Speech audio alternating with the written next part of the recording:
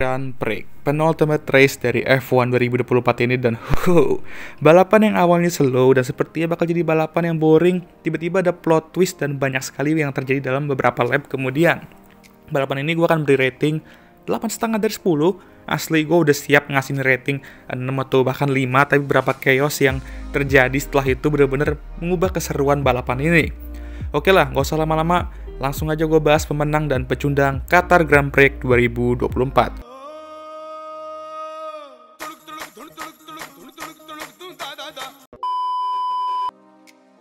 Pemenang pertama, Max Verstappen. Oke, lagi-lagi ya, kita semua mengira Red Bull tuh bakal ampas di sini, apalagi pas sprint kan kacau banget tuh Max ya kan. Startnya jelek dan mobilnya tuh undrivable banget. Nah, cuma bisa finish di posisi ke-8 dan dipantatin oleh Haas pula lagi. Tapi semua berubah seketika di qualifying ketika dia meraih pole, walaupun lagi-lagi dia menjadi musuh FIA dan kena satu grid drop, yang dimana jarang banget ya kita denger ya. Tapi saat start, dia langsung melompat George dan memimpin balapan. Setelah itu ya oke, berapa kali tertantang oleh Lando saat safety car masuk ya. Selain dari itu ya udah tidak tertantang dan akhirnya memenangkan balapan back to back di Qatar. Benar-benar performa seorang Jordan lagi-lagi dari Max ya, dan salut juga untuk Red Bull yang mampu mengoverturn keampasan di sprint menjadi sebuah kemenangan dalam satu hari aja gitu, dan pole dan menang ya kan di hari besoknya. Lalu gue juga lagi-lagi impress sama Max yang benar-benar aware sama sekitarnya. Padahal kan dia sedang di track, di cockpit itu, di mana ya mungkin harusnya dia fokus sama diri sendiri ya kan, tapi masih sepet-sepetnya nyadar situasi lain kalau Lando tuh nggak slow down saat yellow flag. Ya sebenarnya emang kelihatan sih ya, langsung hampir sedetik gapnya kekat di situ.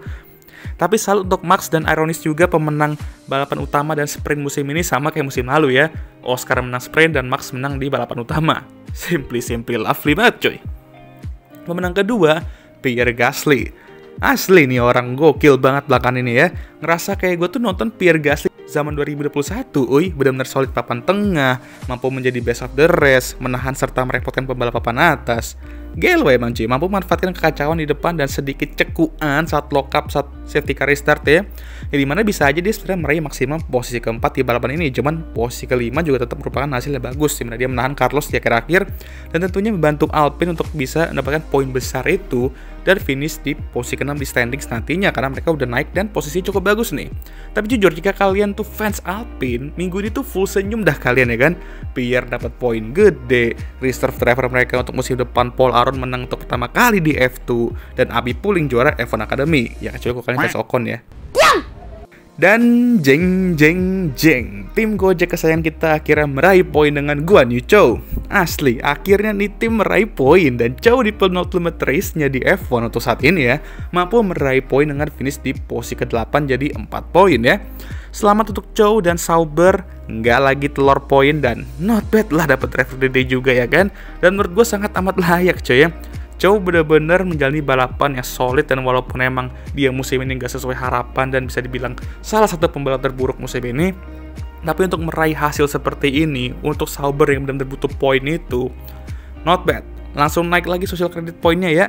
Nah sekarang saatnya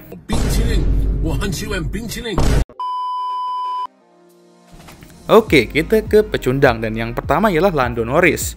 Oke, gue benar-benar respect sama dia di sprint, mau balas budi ke Oscar karena mampu memberikan sprint win-nya ke dia, karena Oscar melakukan hal yang sama di Brasil ke dia, jadi ya balas budi lah ya. Terserah lah ya, kalian menganggap kayak, ini dia kenapa alasannya nggak juara, terlalu baik, ya terserah lah ya. Menurut gue ini tetap momen sportsmanship yang baik. Lalu di race utama, sepanjang balapan tuh dia mampu menekan Max, tapi sayang dengan penalti itu yang menurut gue agak brutal sih ya. 10 detik stop and go cuy, bayangin. Tapi ya 10 detik kata gue sebenarnya udah paling benar, tapi ya 10 detik stop and go ini agak gimana gitu ya, kayak harsh cuy, terlalu harsh ya.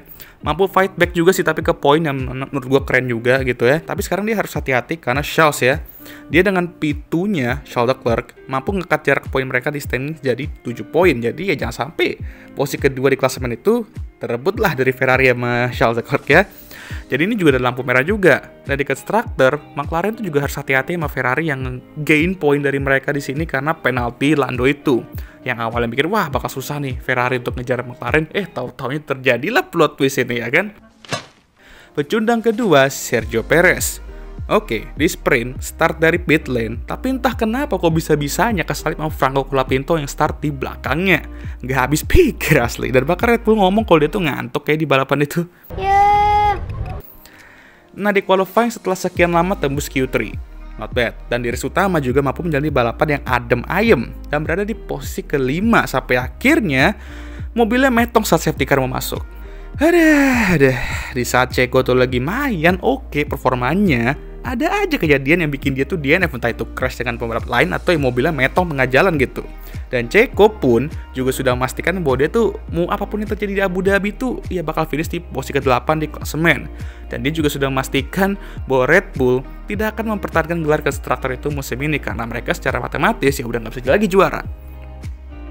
Pecundang ketiga, Lewis Hamilton. Bahkan setelah sprint shootout aja dia sudah nggak pede, nggak terlihat tinggi motivasinya karena lagi-lagi one lap pace dia jelek dan George tuh di atas dan bertarung untuk pole. Yang dimana gue harus akui juga, one lap pace dia musim ini kacau banget asli ya. Dan ini Lewis Hamilton yang kita bicarakan ya, 100-an pole telah dia sabet ya kan. Dan di balapan juga kacau cuy, no pace, false start, nggak ada drivable mobilnya, kena puncture, kena penalti lagi karena speeding di pit lane, sampai minta DNF dia yang memberikan kita di Javu di Jerman Grand Prix 2019 ya. Ini mana sama kacau juga tuh balapan. Ya benar-benar weekend yang harus dilupakan untuk Lewis, tapi masih ada satu balapan lagi minggu depan untuk akhirnya menutup salah satu cerita legendaris dalam sejarah F1 yaitu Lewis Hamilton dan Mercedes. Akankah balapan minggu depan bisa lebih manis untuk Lewis dan Mercedes di one final race mereka? Atau malah manisnya karena dia bakal pindah ke Ferrari musim depan?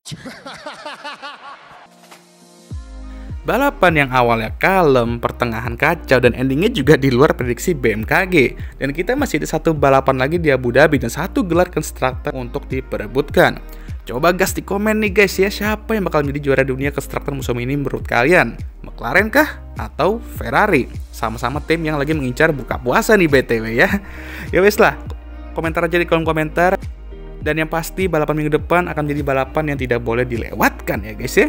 Oke lah, sekian video kali ini. Gimana menurut kalian? Jangan lupa like, subscribe, dan share video ini. Dan jangan lupa juga untuk menyalakan lonceng notifikasi agar kalian semua tahu ketika gue ngupload video baru. Jangan lupa juga untuk follow Instagram gue. Oke, gue rada slow ngomongnya karena ini udah malam ya guys, gak mengganggu tetangga. Dan seperti biasa bagi kalian yang sudah menonton, gue mau mengucapkan thank you very much.